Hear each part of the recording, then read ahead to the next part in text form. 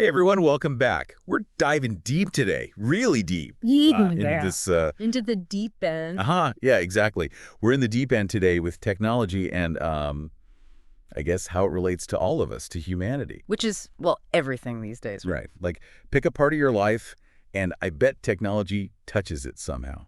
So we found this piece really fascinating, and we're going to unpack all the ways tech is shaping us, I guess. Yeah, it's not just about gadgets anymore. We're talking like fundamental shifts in how we live, how we work, even how we think. This piece really dives into that. Totally. Okay, so the thing that I don't know kind of blew my mind at first was this whole idea of technology as like an amplifier.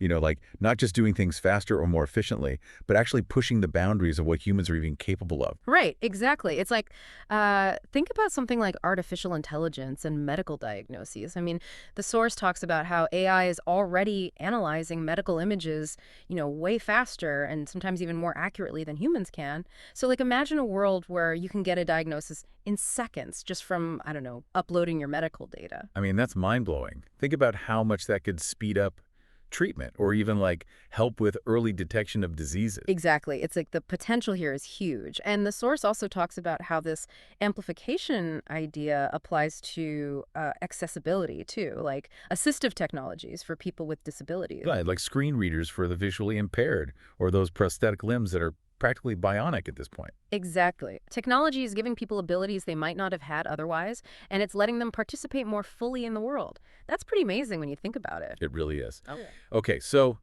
another thing that struck me in this piece was how much technology has shrunk our world, with the internet and social media and all that. Oh, yeah, globalization on steroids, right? Yeah, kind of.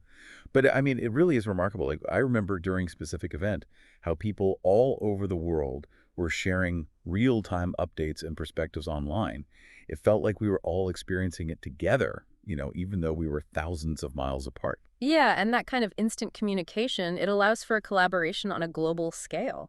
Scientists working together remotely on research projects, artists from different countries blending their styles. The possibilities are, I mean, endless. It is pretty mind-blowing. But of course, all this connectivity and automation also brings up some anxieties, like what about the future of work? The source mentions this too, right? Like are robots coming for our jobs? Right, that's a Yeah. big one.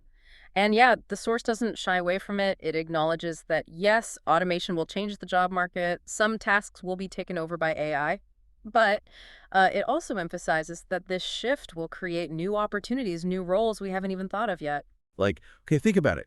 Jobs like app developer or social media manager, those didn't even exist a few decades ago. Exactly. So the key, I think, is adaptability, being willing to learn new skills and kind of evolve with the changing landscape. So what can people do to, kind of prepare for these changes? Like, what are the skills that are going to be most valuable in this future job market? Well, the source talks about focusing on things that are uniquely human, stuff that AI isn't so good at yet, like critical thinking, creativity, complex problem solving. Those are going to be in high demand. That makes a lot of sense. Okay, so switching gears a bit, healthcare. I mean, I'm pretty excited about all the advancements happening there, like telemedicine, wearable health trackers, personalized Oh, medicine. yeah, there's some incredible stuff happening. But the source does make a point of saying, we need to consider the whole picture because with all these advancements, there's also the potential downsides of like excessive screen time, the impact of social media on mental well-being. It's like every tool has two sides, right? Right. Exactly. Yeah. So it's about finding that balance, using technology to improve our lives without, letting it take over. Absolutely. And speaking of tools with two sides, we got to talk about technology and the environment. Because on one hand, you have things like renewable energy, sustainable practices, but then there's also the issue of e-waste and, the resources needed to produce all this tech in the first place. Right. It's a complicated relationship. The source highlights the potential for technology to, create a more sustainable future, like things like smart grids that optimize energy distribution or precision agriculture that reduces waste in farming. That's amazing. But yeah, we can't ignore the environmental costs either. Definitely not. It's all about responsible innovation, I guess. Okay, so another area I'm super excited about is the future of learning, in this digital age. I mean, online resources have made knowledge accessible to practically anyone with an internet connection. It's like lifelong learning is no longer just a nice idea. It's actually possible for pretty much everyone. Exactly. The source talks about how there are, massive online libraries of courses, videos, research databases, all just a click away.